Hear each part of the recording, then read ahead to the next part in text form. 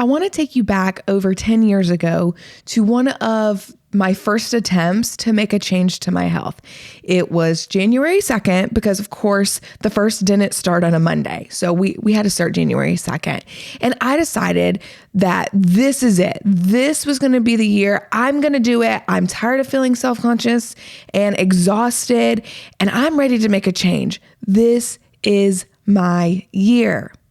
I'd just gotten off a long Christmas break from work and I felt fired up. So I signed up for a new program and I was super, super excited. And honestly, for those first couple of weeks, I was able to juggle it all. The workouts, the nutrition changes, my own work, my kids, and all of the things in between.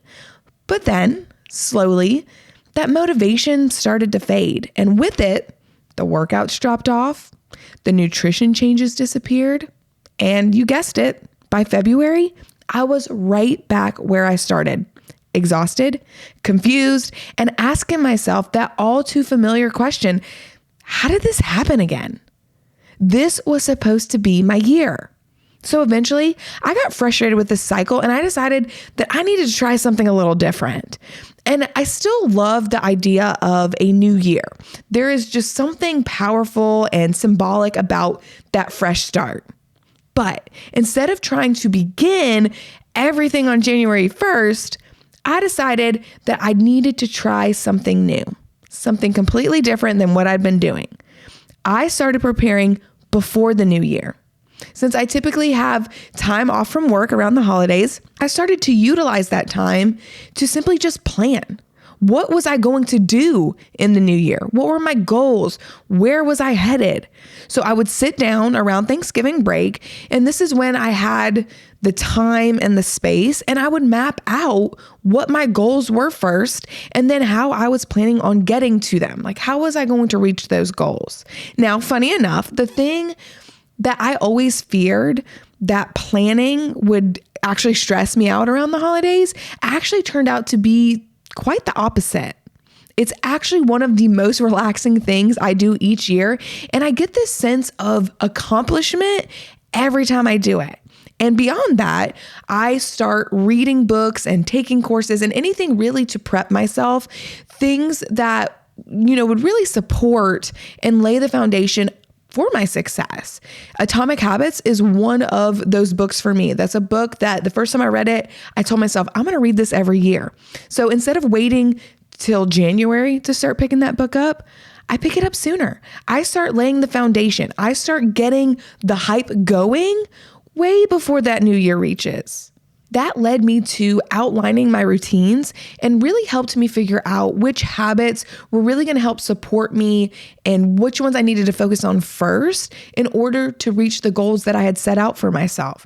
So then when January 1st did arrive, I wasn't scrambling trying to figure out what I was going to do to make it happen.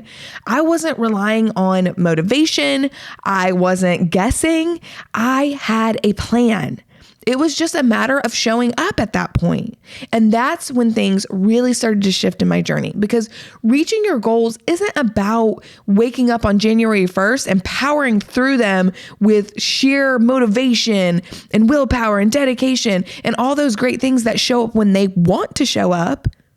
It's about using the right now, using what you have. Even if you don't feel super motivated, it is exciting to think about the new year, and you can use that spark to say, okay, but what am I going to do when it actually hits? It's the weeks before. That's when you have that opportunity to build the foundation. Use your excitement then so that when you are no longer excited and motivated, because life happens and that's just the way the cookie crumbles, you have this foundation. You have this framework that says, this is what I have planned out for myself.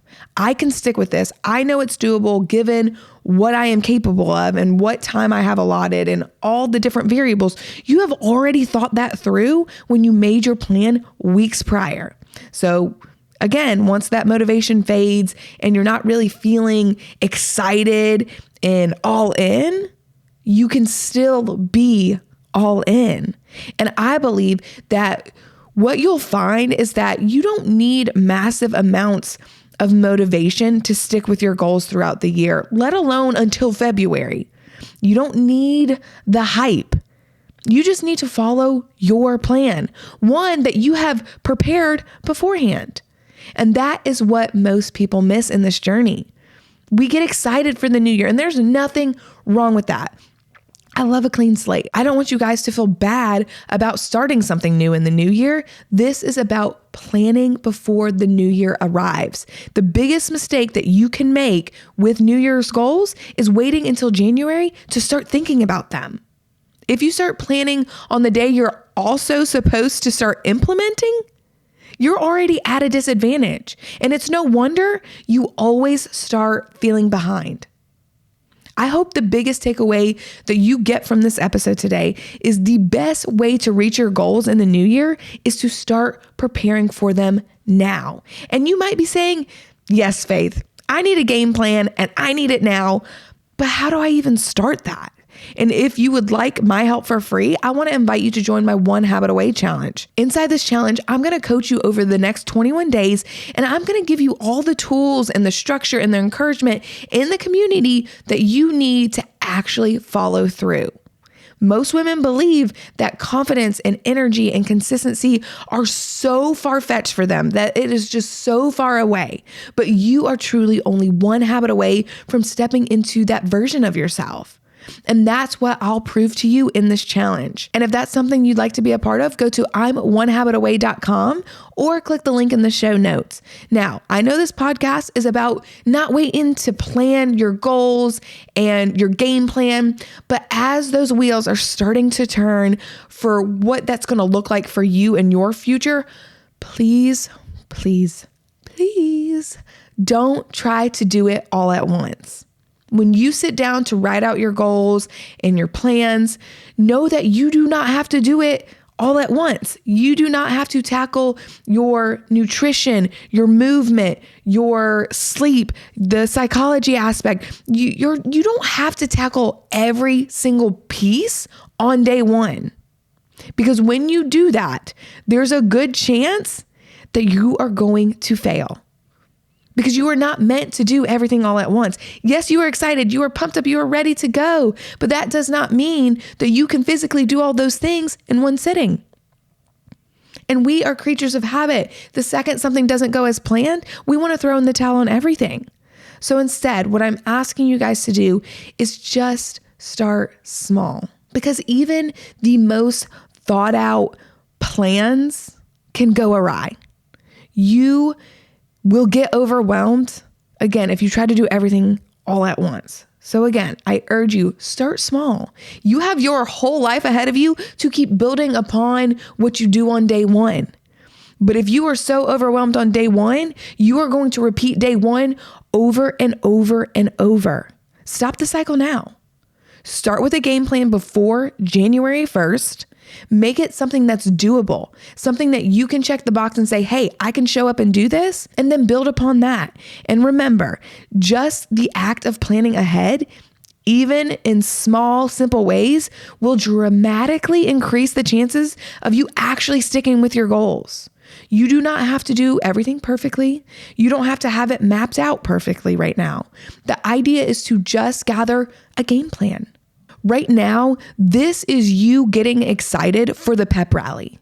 You planning, actually writing it out, really setting some things in place. That is your pep rally. That is you ready for the big game. So come January 1st, you are ready to rock and roll. You have everything set out for you.